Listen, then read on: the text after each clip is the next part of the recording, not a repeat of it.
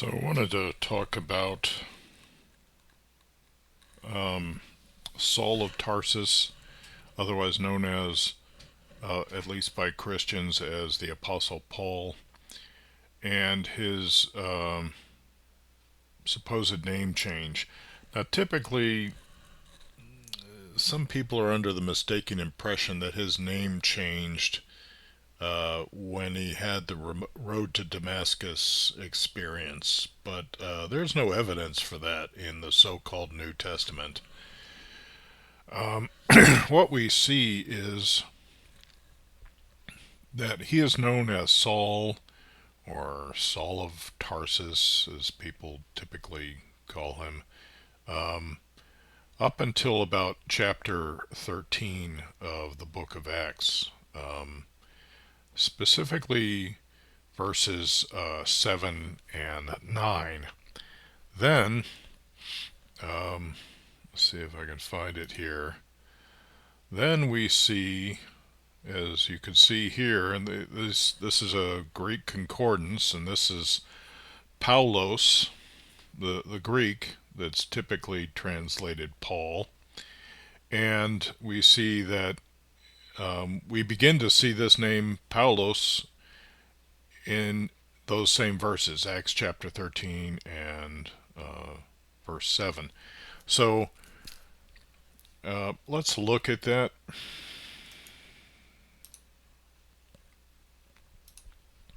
And I'm just using the Revised Standard Version. So up until this point, he's known as Saul. And then in Acts chapter 13, verse 7, he was with the proconsul Sergius Paulus, and that's the same name, Paulos, a man of intelligence who summoned Barnabas and Saul and sought to hear the word of God.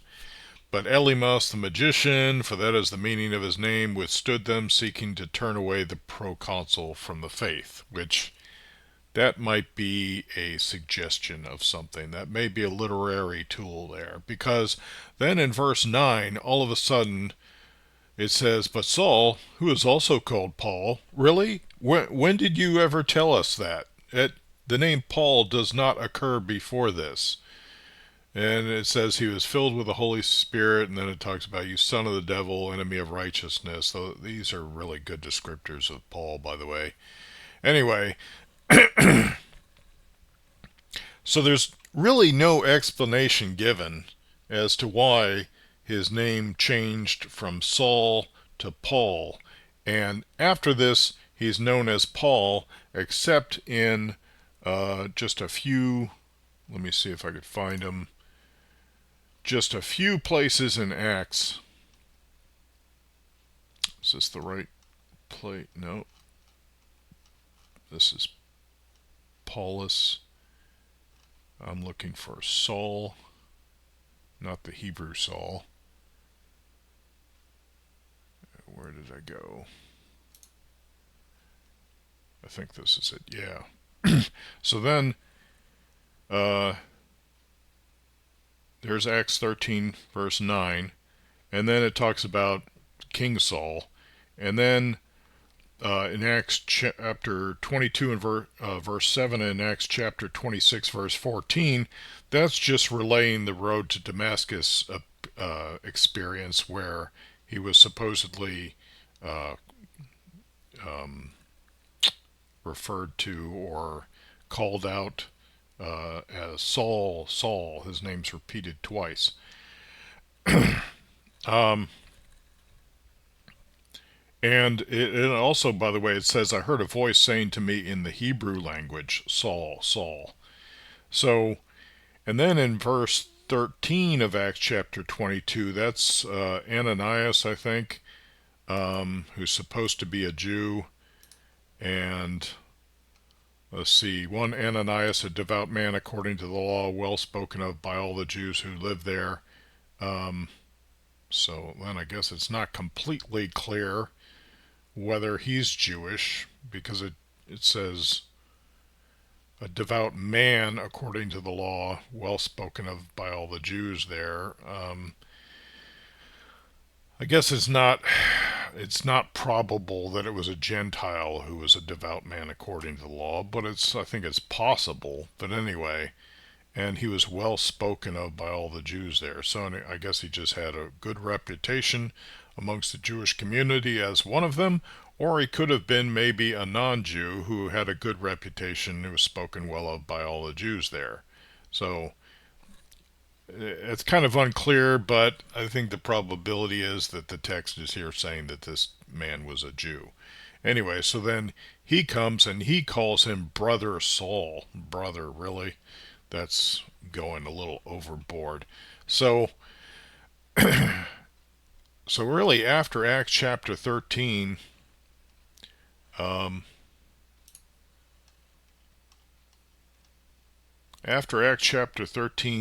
verses 7 and 9, he's known as Paul. And before Acts chapter 13, verses 7 and 9, he's known as Saul. So, so I guess the explanation is supposed to be that amongst Gentiles he was known as Paul. But what would be so hard about transliterating Saul to Saul in Greek? Unless in Greek maybe Saul means something offensive so that you wouldn't want to be called Saul in Greek? I don't know. Maybe someone who knows Greek can explain that one to me. But there's no spiritual explanation for his name change. So don't think it was part of any kind of spiritual conversion.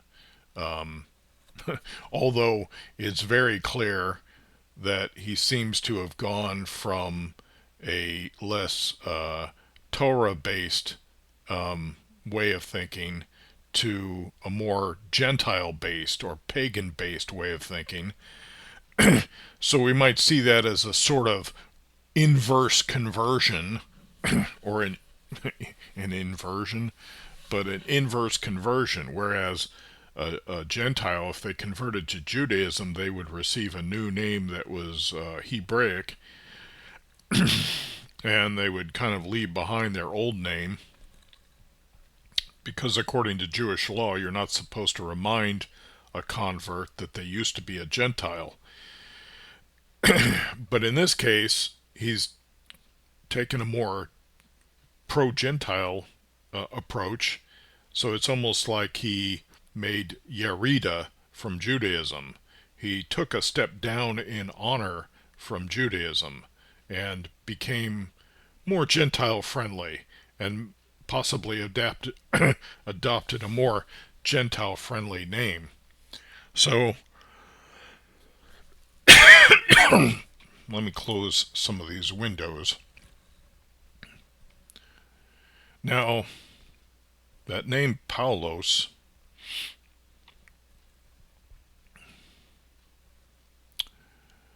I probably close that one down too. Anyway, there's another word that appeared to me to be a phononym for Paulos, and that's Polos, or Paulos, possibly, but it's got a long form of the O here in this transliteration. And that means a colt, or the colt of an ass, or a foal of an ass. Now, if you compare these verses, Matthew 21 verse 7, Mark 11 verse 7, Luke chapter 19 verse 35, about how the garments were cast upon the colt after it was brought to Jesus. So he specifically asked that this colt that was tied up be brought to him, and then their garments were cast upon the colt, and then Jesus rides upon the colt, supposedly to fulfill prophecy. But it's kind of given to us in various forms. It'll say like an ass and the colt of an ass. But yeah, it's seen as a fulfillment of prophecy. Now, I'm just going to point out, just as a little side note, that Vespasian was known as the muleteer. He apparently went into debt at some point, and he started dealing in mules, and he became known as the muleteer. So that uh, an ass could be taken as a symbol of Vespasian, just like the dove is definitely a symbol of Titus, his son. So when Jesus slash Titus is riding upon or coming with the ass and the colt of an ass, kind of makes you wonder about these terms. Uh, like Jesus was definitely riding upon Vespasian's shoulders in the carrying out of the military campaign against the Jewish people in Galilee and Judea. Some, I think, include Samaria, but I'm a little unclear on that at the moment, so I usually don't include that just to be clear, because I'm not sure. The New Testament acts like there were still Samaritans in the region at the time, and so I don't want to pretend that the Roman war was against the Samaritans. Although the Samaritans may have fought against Rome, I don't know, but anyway, like I said, I'm unclear on that. So I usually just say Galilee and Judea, because those are both pretty important. So, and then we've got Paul, whose name Paulos seems to be a possible phononym for Polos, colt.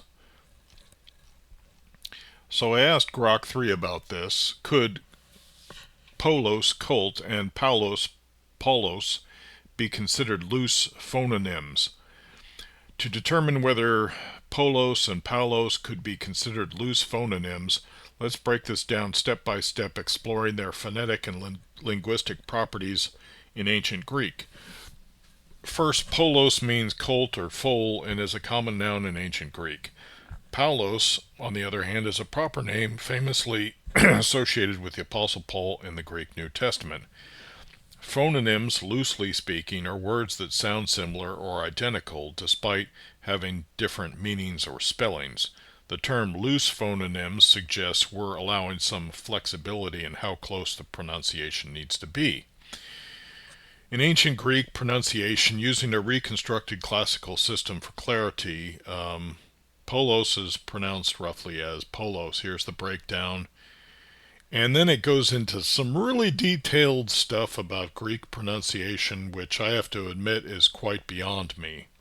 But here it is. You can see it for yourself. You can compare. I think it's pretty astounding that Grok 3 can just spit all of this out upon request. And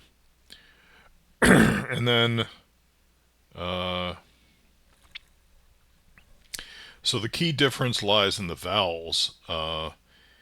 In other words, O versus ow, in terms in O and Polos versus ow and Paulos. In terms of raw sound, O is a sustained single vowel, while owl glides from an open A to a rounded U.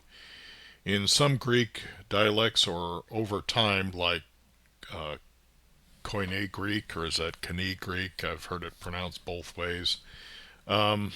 Closer to Paul's era, pronunciation nuances could soften this distinction. Diphthongs like owl sometimes simplified in casual speech. However, in strict classical terms, they're distinct. For loose phononyms, we'd ask, could a listener, especially in a noisy or casual context, confuse them? The shared P, H, L, and Os give them a structural similarity, and the vowel difference might not always leap out in rapid conversation. Yet the meanings, a young horse versus a person's name, and their typical contexts, everyday speech for Polos, personal address for Paulos, would likely prevent real confusion. So could they be considered loose phononyms? Yes, in a relaxed sense, due to their similar consonant framework and syllable structure.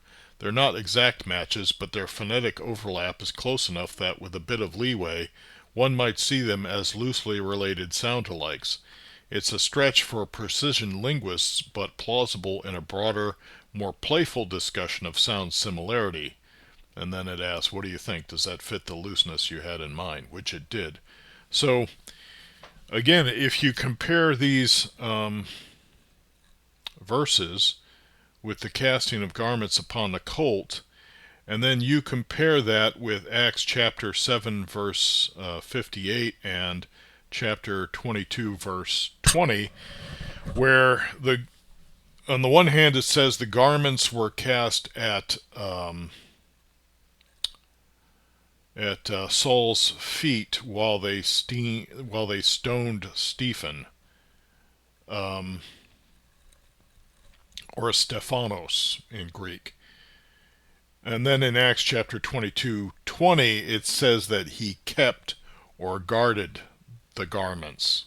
So I guess he could have guarded them while they were at his feet, but why people would be throwing their garments at his feet instead of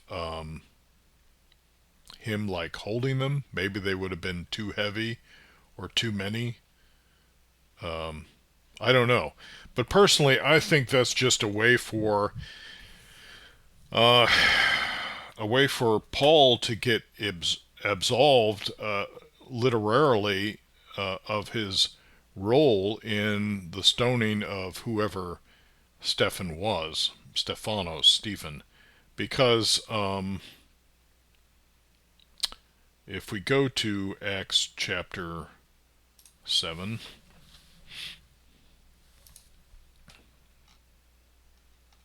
I should be able to here, right? No, not here. Let's see. Acts 7. Again, it always defaults to the King James Version. 58. So here in verse 56. So now,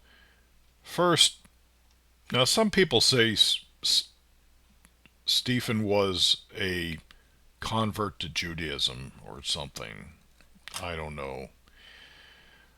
The whole scene is pretty damn ridiculous because it's got Stephen, and then he goes into this whole spiel where he recounts basically the Torah to the Sanhedrin, like as if they had never heard all of this before.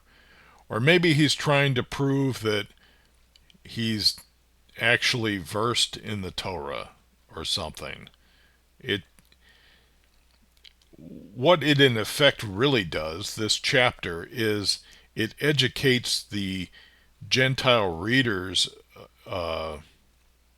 in Christianity, or the Gentile hearers in Christianity, about the general story or chronology of the Torah, which they may not have been exposed to. So rather than this ridiculous scene where he recites the Torah for the Sanhedrin, this is more a recitation of the Torah for Gentile readers, with all of its mistakes, because it's criticized because it has at least one factual error in it. But anyway, if we continue to verse 58, it says, the witnesses laid down their garments at the feet of a young man named Saul. And in verse 56, Stephen says, behold, I see the heavens opened and the Son of Man standing at the right hand of God. So, like, I had woken up at like 3 or 3:30 in the morning, and I was just lying there trying to get back to sleep. And when you're in that state of half sleep, it can be one of the most creative periods of time during the course of the day, because I'm speculating. It seems like your brain is not bound by your biases, and it's able to make connections, much like how some large language models of AI are able to make connections that we aren't able to make because of our biases. And anyway, so it occurred to me in that state of half sleep that contained in this, where it says, I see the heavens opened, gazed into heaven, and he saw Jesus standing at the right hand of God. But then he says, I see the heavens open and the Son of Man standing at the right hand of God. Right here, Son of the right hand. So that's the name Benjamin.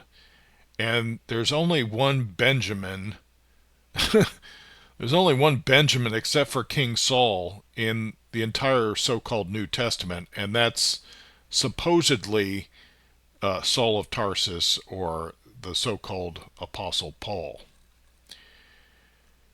And then what happens? Then they cried out with a loud voice and stopped their ears and rushed together upon him.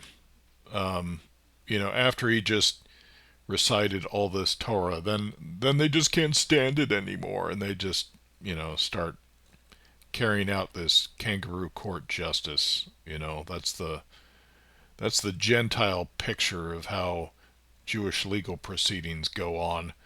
If you read the Mishnah, it's entirely different, right? For one thing, you can't just go executing someone unless they've first been warned. But here, it's just this knee-jerk, mobocratic justice that they're carrying out. So this suggests to me the occurrence of these words, son of the right hand, which is the translation of Benjamin or Benjamin, that Paul may have actually participated in the stoning. And these garments may be like sheep's clothing, garments possibly being a symbol of identity, outward identity, so that this mob laid down their garments at the feet of Saul, when really he was participating in this stoning, which would be really in harmony with his own biography of his early days. His early days working against this either so-called Messianic Jewish sect or this early Christianity. But let me also point something else out about Paul's name. If you go back to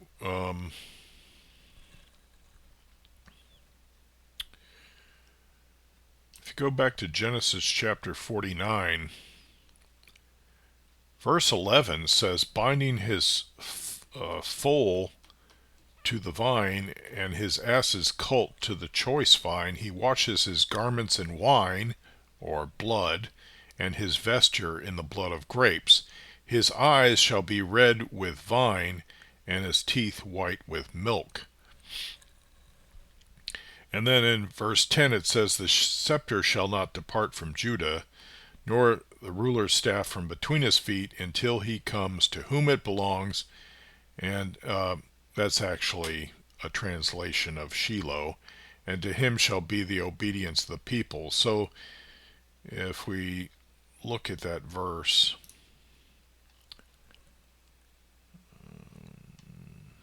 until Shiloh comes. So it's typically pronounced Shiloh or Shiloh, or pronounced by some Shiloh. Anyway, the construction of that word is Shin Yud Lamed Hey, whereas Let me close some of these. I can close this.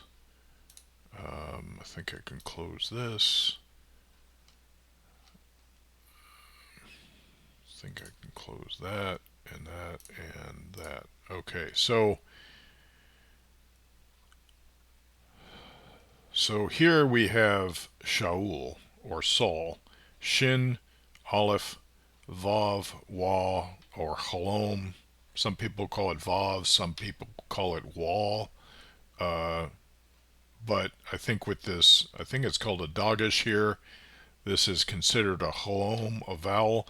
But these vowel pointings, they were added by the Masoretic scribes, right? And then the last letter is Lamed. Now, look what happens if I go back one in the Strong's Concordance. Now we have Shin, Aleph, Vav, Wa, Halom, Lamed. It's spelled exactly the same except for the vowel pointings, which were added by the Masoretic scribes. So the name Saul is spelled exactly the same as the word Sheol, which is typically translated hell or Hades. As you can see, Sheol, underworld, grave, hell, pit. This is your hero. So, and it was Sheol who persecuted David, and then in the book of Acts, supposedly the son of David, resurrected supposedly, Jesus, is speaking to, allegedly, to Saul, Sheol, saying, Saul, Saul, or Sheol, Sheol, why do you persecute me? So again, the son of David allegedly is being persecuted by the Saul figure. And these two words are spelled the same. But compared to Shiloh, there's the Shin and the Lamed are the same as Saul or Sheol, whereas the Yud is almost like a truncated Vavwa or Chlom, and then there's no Lamed there. So we can really only say that they share two letters in sequence, and that would be the Shin and the Lamed. But the way it reads, was it 10? The scepter shall not depart from Judah, nor the ruler's staff from between his feet, until Shiloh comes, and to him shall be the obedience of the peoples. It's almost like a prophecy about Paul, because around the same time period, Judah didn't have self-rule, and then Pauline Christianity becomes a big power player in the world. And here it says the peoples, plural. Let me see what it says there. And then here it says Amim, so that's plural, peoples. So these are things to consider about Paul's name change and about his name in general. Like the guy's name is spelled exactly the same as Sheol, as hell, which hell is a really bad translation. And the reason being, excuse me, reason being, hell is the Norse goddess of the underworld. Why does Christianity continue to invoke the name of a Norse goddess of death and the underworld when there's no biblical basis for doing so? It's just one example of how Christianity, who is so quick to condemn the traditions and commandments of men in Judaism or Jewish oral tradition, they've got their own traditions, and one of them is to continue parroting the name of a Norse goddess of the underworld, Hel, just because other Christians do it, because they've been given plenty of evidence that there's no biblical basis to use the word hell in their theological discussions, but they go on doing it. Just like they talk about the rapture, even though there's no word rapture in the New Testament. And and these are but two examples. Christianity has many. Another one, when Christianity condemns the Jewish people for the traditions and commandments of men, so called, yet they are so quick to repeat the verse that says, "Do not forsake the gathering of yourselves together, as some have the custom." Why? Because those bogus preachers need you in the pew where you can donate your money and provide numbers and credibility to their congregation. They're not content that you stay at home and actually study the Bible and learn what it actually says. No, you've got to get your knowledge from an authorized source. Just because they've went to a seminary or something, or maybe they mailed ordered a diploma. So these are things to consider about the name change and the names held by the so-called Apostle Paul. A little scattered, not very organized in my presentation, but it doesn't really matter. I mean, if you read James, the Brother of Jesus by Robert Eisenman, then you know how to extract golden nuggets from a presentation that might seem like it's rather lengthy, long-winded, repetitious, and all over the place. But nevertheless, like, I would not